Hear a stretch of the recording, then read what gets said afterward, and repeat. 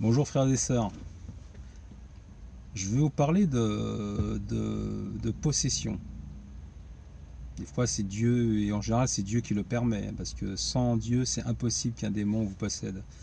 Mais avant, euh, il permettra, c'est en fonction de votre connaissance. Sinon la plupart des païens seraient possédés, parce qu'ils sont dans le péché, ils critiquent le Seigneur. Vous voyez, pourtant en eux, ils sont conduits par des esprits de drogue, de sexe, etc. Mais ce ne sont pas des esprits de folie. Souvent le châtiment, ça correspondra souvent à un esprit de folie qui viendra sur vous. Et là, on verra tout de suite qu'il y a une possession. Mais la majorité des gens qui ont des esprits euh, d'addiction à la nourriture, quelqu'un qui mange sans arrêt, sans arrêt, sans arrêt, qui fume, sexe à fond, jeu, etc. Tout ça sont des esprits qui sont en eux. Mais le Seigneur, il comprend. C'est que si vous n'êtes pas chrétien et vous n'avez pas été enseigné correctement, il ne permettra jamais des esprits de violence extrême ou des esprits qui peuvent vous conduire au suicide de vous posséder. Et on verra souvent que ce sont les gens qui ont connu le Seigneur qui ont ce genre d'esprit sur eux. C'est pour ça que dans le milieu évangélique, on voit très bien les catholiques, hein, ils s'en prennent aux enfants, tout ça. Donc c'est pas n'importe quel esprit qu'il y a sur eux. Hein. C'est vraiment des esprits terribles. Parce que même des païens, quand ils voient le comportement de l'église catholique, sont écœurés. Pourtant le gars il croit pas en Dieu, mais jamais il irait toucher un enfant. Et donc,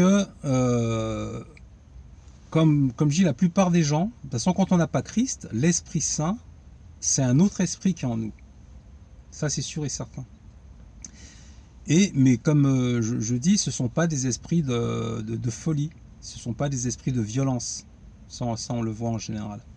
Donc, pour les gens, c'est tout à fait normal de dire oui, il est bien ce gars, mais il est peut-être trop obsédé par ceci, trop obsédé par cela. Voilà, ça, c'est un esprit. Pourquoi les chrétiens se comportent de manière encore pire que certains païens à certains niveaux? Pourquoi? Parce que souvent, ces démons sont chassés. On leur impose les mains. Régulièrement, il y a des gens, ils sont abonnés euh, euh, à ce qu'on leur chasse les démons. Ils pêchent, on chasse les démons, ils pêchent. Donc le Seigneur dit bien, écoutez bien, hein, il n'y a pas de hasard. Quoi. Le Seigneur, il est vraiment euh, dans, dans la continuité de son message. Regardez, il y a longtemps, tout au début, le Lévitique. Lévitique 26, 18. Si après ces choses vous ne m'écoutez pas, je vous châtirai 7 fois plus à cause de vos péchés. Et 2000 et 1500 ans après, que Lévitique c'est autour de 1500 ans avant Jésus-Christ, Jésus dit dans Matthieu, lorsqu'un esprit impur est sorti d'un homme, il passe par des lieux sans eau, cherchant du repos. Il n'en trouve pas. Alors il dit, je retournerai dans ma maison d'où je suis sorti, et quand il arrive, il la trouve vide, balayée et ornée. C'est-à-dire qu'il n'y a pas eu, comment ça s'appelle, une relation avec le Seigneur. Ouais. Euh, Quand le Seigneur dit balayer, c'est que bon, elle a été nettoyée, du fait que le démon n'est plus là, c'était nettoyé. Mais il se passe une chose, c'est que il remarque qu'il n'y a pas une lumière qui l'empêche de revenir. Alors il s'en va et prend avec lui 7 autres esprits, plus méchants que lui-même. Et il entre et s'y établit, et ils s'y établissent, et la dernière condition de cet homme est pire que la première. Il en sera de même pour cette génération perverse. Donc vous voyez, le Seigneur, il prévient. Vous avez la connaissance du Seigneur. Vous avez été nettoyé. Les démons que vous aviez, peut-être même parfois même des milliers, voilà, s'ils peuvent être légions, ils s'en vont. Et quand imaginez que c'est multiplié au carré, 7 fois 7 fois 7. Vous voyez, déjà, vous avez un seul démon, il est chassé, il en prend 7. Mais si vous repêchez, si chaque démon prend 7 démons avec lui, ça fait 7 fois 7, 49. Le gars, à cause de sa désobéissance, il se retrouve avec presque 50 démons sur lui. Et imaginez, on fait un multiple encore de 7. 50 fois 7, vous voyez. 7 fois 5, 35, 350 démons. Donc vous voyez, c'est sans fin. C'est vraiment... Et ainsi de suite, ainsi de suite. Donc c'est pour ça que parfois, arrive à un moment, le chrétien on lui chasse les démons, il pêche, on lui chasse les démons, arrive à un moment, il se retrouve avec plus de démons qu'un païen. Et c'est pour ça que le comportement devient extrême. Vous voyez. Et j'étais en train de penser à ça, vous voyez, parce que le type se fait pas délivrer. Bon, le démon dit, écoute, tu vois, si tu me chasses, je sais pas, là, je suis pas trop méchant avec toi, etc. Mais si tu me chasses et vu que tu es un gros pêcheur, moi, quand je vais repartir, je vais revenir avec des potes, 7 potes plus balèzes. Et eux, à leur tour, seront 7 fois 7 fois 7. Donc c'est sans fin. Et c'est pour ça que ce gars sur l'île de Gadara, que le Seigneur a délivré, ils étaient légions. Hein. Le Seigneur dit comme ça, quel est ton nom avec plusieurs voix, hein, il dit nous sommes légions. Et une légion romaine, c'est entre 3000 et 6000 soldats. En fin de compte, ils ont prié le Seigneur, qui leur a permis de rentrer dans un troupeau de pourceaux, de porcs, et pris de folie, ces porcs, et ben, on voit qu'il y avait beaucoup d'esprit de folie dans cet homme qui était nu, il avait des chaînes, il les brisait, il se jetait dans le feu, il se jetait dans l'eau, il dormait dans les cimetières. C'est là qu'on voit que quelqu'un est vraiment possédé. C'est parce que dès qu'on a un esprit de folie ou de violence, on voit tout de suite qu'il y a un truc qui ne va pas dans le comportement. Mais vous pouvez avoir des personnes très très bien, chefs d'entreprise, d'ailleurs c'est la majorité en général, hein, très bien, qui parlent très bien, une bonne analyse charnelle des choses et possédés. Mais comme je dis, ce sont des possessions que les gens n'aperçoivent pas parce que pour eux c'est normal. Hein. Quelqu'un trompe sa femme, vole, addiction à toutes sortes de choses. Pour la plupart des gens, c'est quelque chose de normal. Donc voilà, car une maison ne reste pas vide. Le Seigneur, il l'a bien dit. La maison, elle est vide, ornée, balayée. On aurait pu dire que, bon, il va rester comme ça. Non, ça ne reste pas. Si l'Esprit Saint n'est pas dans une personne, ce sont d'autres esprits que le Dieu des cieux va permettre. Bien sûr, il va faire un tri. Il ne permettra pas des esprits qui vont vous pousser au suicide. Ça, le suicide, c'est quand vous avez des esprits d'oppression sur vous. Vous avez été prévenu, puis arrive un moment, esprit d'oppression, et qui peut rentrer par la drogue.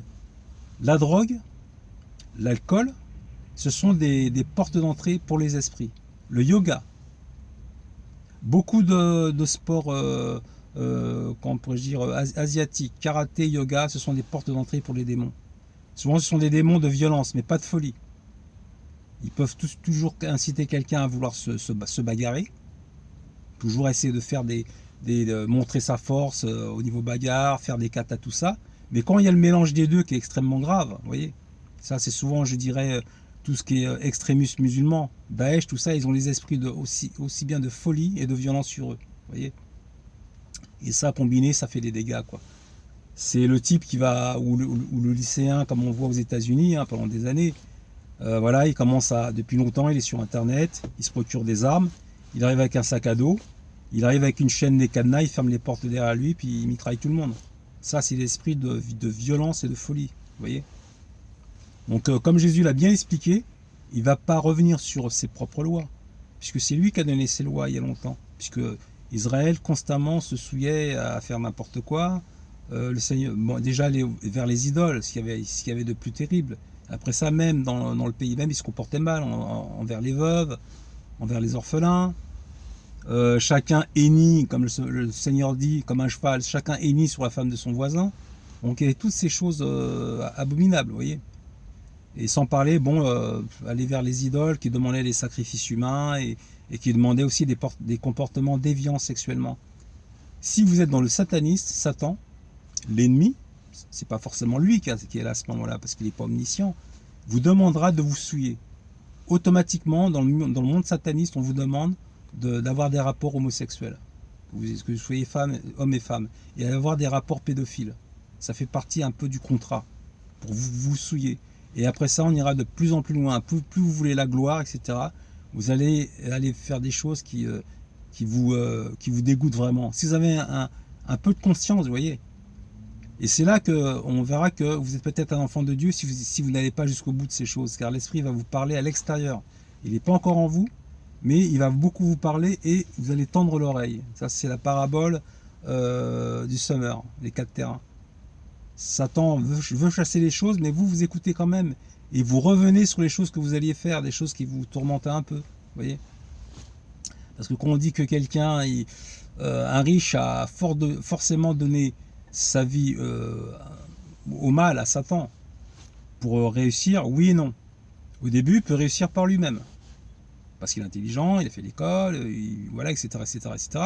Mais arrivé à un moment, s'il veut garder ce qu'il a, vous voyez, ben, à un moment, Satan peut se pointer, il dit, écoute, c'est bien beau, tu as tout ce que tu as, je l'ai permis, sinon j'aurais envoyé, voilà, j'aurais envoyé mes soldats, toi, j'aurais envoyé mes anges sur toi, mais parce que bon, le Seigneur me bloquait.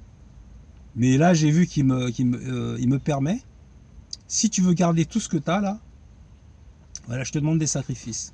Sinon, je te reprends tout ce que j'ai permis d'avoir, je t'ai permis d'avoir. Vous voyez? Donc c'est assez compliqué. Donc ça explique pourquoi des chrétiens, que ce soit des sœurs carmélites qui étaient horribles, vous voyez, elles ont fait des choses terribles.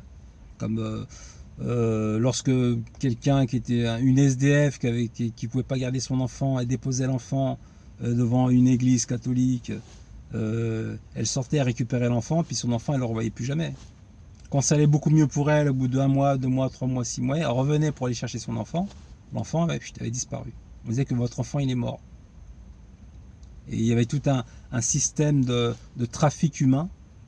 Soit c'était des personnes qui voulaient un enfant parce qu'ils n'en voulaient pas, mais je peux vous dire une chose, c'est que je pense qu'il y avait beaucoup de sacrifices de bébés.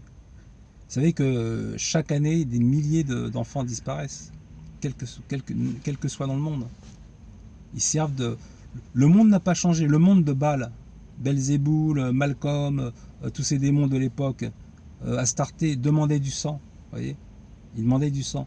Et de nos jours, le monde a beau changer, le modernisme, on s'habille autrement, on mange autrement, les rues, les villes ont changé. Vous voyez, la structure de tout ça a changé, mais les démons ne changent pas. Ce que demandait Baal à l'époque, tous les démons de l'époque, les dieux démons de l'époque, ils n'ont pas changé. Ils demandent toujours des sacrifices humains. Ça n'a pas changé. Et les hommes, en général, des hommes de pouvoir, que ce soit les rois, tout ça, sont tous passés par ce genre de choses, pour garder leur trône. Des fois, ils avaient des sorciers, des mages, qui étaient autour d'eux. Des fois, ils en avaient... on a bien vu que les 2 rois d'Israël, le royaume, la Samarie du nord et le royaume du sud, Juda, tous les 2 rois avaient chacun 450 prophètes. Parce que c'est bizarre, il suffit d'un seul bon prophète, hein, voilà. Et parce qu'un tel est moyen, un autre moyen, et voilà. Donc tous les rois de tout temps se sont toujours entourés de mages, de magiciens, de chamans, pour partir à des guerres, aux guerres. Après, bon, c'était quelque chose de logique, parce qu'on comptait toujours sur les dieux à l'époque. Regardez Israël, quand il partait en guerre. Moïse allait dans la tente d'assignation, il parlait à Yahweh. Yahweh, nous livreras-tu nos ennemis? Puis Yahweh disait comme ça, je te les livrerai. Puis il partait en guerre. Mais par contre, quand ils étaient 30-40 000 en face, le Seigneur voulait que, du fait que c'était lui qui agissait aussi à la guerre, il voulait que le peuple d'Israël soit peut-être à peine 1000 ou 2000 en face de 30 ou 40 000. Souvent, le peuple d'Israël était 10 fois moins nombreux, parce que le Seigneur lui-même, il agissait. Quand je dis lui-même, c'est qu'il permettait à certains soldats, mettons, de tirer une flèche et il y avait 50 personnes qui tombaient en face. On a vu une lance transpercée, un seul coup de lance, c'était 800 soldats en face qui tombaient. Ça fait partie des exploits des héros d'Israël. Vous voyez, il n'y avait pas, comme j'ai dit dans une vidéo, il n'y avait pas que Samson. Samson, avec une mâchoire d'âne, il fracassait la tête. Bon, on voit très bien que ce n'était pas Samson qui faisait ça. C'était l'ange de l'Éternel, c'était Yahweh, qui se battait à sa place. Ouais, ou leur porter la porte du fort, de la ville, qui faisait 3-4 tonnes d'après mes calculs. À ce moment-là, c'était Yahweh qui faisait ça. Donc, je disais quoi? Comme d'habitude, je me suis encore perdu. Donc, vous voyez, c'est que... je sais plus. Je crois que j'ai perdu le fil de la conversation. Qu'est-ce que je disais? Je parlais des esprits. Et quand le Seigneur permet qu'il y ait des esprits sur nous, parce que nous sommes dans la désobéissance, parce que les esprits sont aussi des verges. Quand Yahweh dit comme ça, je suis l'Éternel des armées. Mais les armées de tout. Quand il combattait son propre peuple Israël, mettons quand Nabuchodonosor, le Seigneur était du côté de Nabuchodonosor. Il se battait contre son peuple, vous voyez, parce que son peuple était désobéissant. Et il le dit lui-même. Je vous combattrai si vous me désobéissez. Et c'est ce qui se passait. Donc les Juifs dans la confusion, après ils allaient vers d'autres dieux, puisqu'ils disent oui, ce Dieu-là, il a l'air d'être plus fort que notre Dieu. Donc c'était sans arrêt une confusion en permanence. Ils allaient vers d'autres dieux parce que le Dieu de ces pays-là semblait plus fort que Yahweh. Alors que c'était Yahweh qui était du côté des ennemis. Vous voyez, c'est compliqué, hein. Il dit bien à Nabuchodonosor, je ferai venir un oiseau de proie qui viendra de loin. Vous voyez, 300 ans, 250 ans avant que ça arrive. Vous voyez. Il a dit ça par la bouche d'Ésaïe, et c'est arrivé à l'époque de Jérémie, en l'an 600, 500 avant Jésus-Christ. Et Jérémie, pendant 25 ans, il allait vers les rois, il allait vers les pontes d'Israël, les rois, tout ça, hein, les prêtres, pour leur expliquer qu'il fallait qu'ils soient fait prisonniers. Mais il n'y avait rien à faire, il n'écoutait pas. Donc Jérémie, dans les rues de Jérusalem, il a prophétisé pendant 23 ans que Yahweh allait frapper son peuple, mais il ne voulait pas l'écouter. Et vu que l'âme humaine aime bien écouter des choses agréables, donc ils écoutaient régulièrement leurs mages. Vous voyez, leurs magiciens, les mages, des vrais prophètes, mais qui avaient carrément viré, changé de bord, vous voyez. C'est des vrais prophètes à la base, hein, ou des lévites qui leur disaient n'importe quoi. Donc voilà, donc faut pas s'étonner que si un chrétien, souvent j'ai vu des discussions comme ça, qu'un chrétien ne peut pas être possédé. S'il marche dans la vérité, c'est impossible. Mais si régulièrement il commet des péchés assez graves, si, il peut être possédé. Il peut être possédé. Être attaqué à l'extérieur de lui, parce que le Seigneur dit comme ça qu'il y a le Saint des Saints, il est dans le Saint des Saints, on va dire que le temple c'est un corps humain, et tout ce qui est au niveau du parvis tout autour, c'est donné aux nations. Donc les démons peuvent vous attaquer, faire mal à votre chair, hein, des coups, des morsures, enfin je sais pas, des brûlures, vous voyez, au niveau de votre peau. Mais ils n'ont pas accès à l'intérieur, le Saint des Saints. Et souvent le Seigneur se sert des esprits, parce que quand il dit je suis l'Éternel des armées, voilà, c'est ça que je voulais dire tout à l'heure, l'Éternel des armées de tout, des bêtes.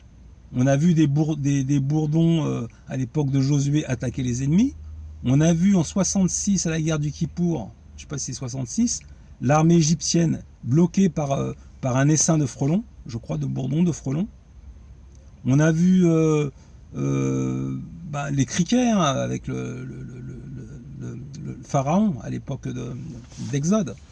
Des armées de grenouilles, de criquets, donc le Seigneur, et même des démons. Quand il dit qu'il est l'Éternel des armées, des démons, vous allez me dire, mais qu'est-ce qu'il raconte? Oui, ce sont comme des mercenaires, les démons. Ils ont l'esprit du mal de Satan, et le Seigneur peut se servir d'eux. Comme autant le Seigneur peut vous servir de personnes extrêmement méchantes pour vous châtier, et à pas se servir des anges. Donc quand il dit je suis l'Éternel des armées, il y a les mercenaires démons qui sont là. On voit bien que dans un roi, je ne me rappelle plus à quel passage, où le Seigneur permet un esprit qui vient devant le trône. Et le Seigneur dit comme ça, qui ira tromper le roi Josia? Je crois que c'est Josia, le roi Josia. Non, Akab, non, qui ira tromper Akab? Puis un esprit vient et dit, oui, je serai un esprit de mensonge dans la bouche de ces prophètes. Donc, c'était un mercenaire, bien sûr pas payé en argent, un mercenaire pour Dieu. Il n'appartient pas à l'armée du Seigneur, mais le Seigneur est puissant, il se sert de qui il veut. Il peut servir, on a vu j'avais dit dans une vidéo, où le Seigneur a suscité un troupeau de lions pour attaquer une ville, et ils ont massacré la ville. Il dit, oui maître, bam, Jonas le serpent, enfin pas le serpent mais le poisson énorme. Jonas, il se jette dans l'eau, il veut se suicider et tout. Bon, on le jette par-dessus bord plutôt. Et puis à ce moment-là, le Seigneur dit, un gros poisson, il le siffle, il arrive, il dit, voilà, va me récupérer Jonas. Voilà, c'est le Dieu, il est puissant. Il peut se servir de que ce soit des démons, des animaux, des insectes, ou des bactéries, hein. Ouais, il les a créés, ou des virus. Les virus ne sont pas venus comme ça au monde. Il a créé les virus, et peut se servir de tous les microns, les nano-animaux, comme des animaux énormes, comme comment s'appelle, le poisson dans Jonas, et encore plus gros que ça, le Léviathan, qui se trouve dans la mer, et le Bénémote qui se trouve, ces deux monstres énormes que le Seigneur a créés. Il y en a un qui se trouve dans la mer et l'autre qui se trouve sur terre. Le Léviathan qui est énorme, et il va s'en servir à la fin des temps pour corriger le monde, et le Bénémote qui se trouve sur terre, dans le désert. Mais on ne le voit pas, il est comme un esprit. Je ne sais pas, le Seigneur va peut-être lui donner, je ne sais pas, il va peut-être apparaître, on ne sait jamais, hein. À moins que Bénémote, c'est un nom spirituel pour dire qu'une bête qui se trouve... qui sait? On ne sait jamais, hein. Parce qu'on dit qu'il y a deux bêtes qui vont sortir, une de la terre, une de la mer. Est-ce que c'est pas ça spirituellement? Le Léviathan qui correspond eh ben, à l'Antéchrist, hein, vous voyez. Et le Bénémoth qui est dans le désert, bon, on l'aurait vu depuis longtemps, hein, un animal énorme, non, personne ne l'a vu, à moins qu'il se cache sous terre. Et le Léviathan, on va dire, c'est peut-être la première bête, enfin le Bénémoth, c'est la première bête qui se trouve, qui représente le dragon, et son système qui est sur les 7 continents, qui représente aussi 7 montagnes. L'autre fois, j'ai trouvé ça sur Internet, intéressant. Donc voilà, ben, je vous bénis dans le nom puissant du Seigneur. Et voilà, bonne soirée à vous.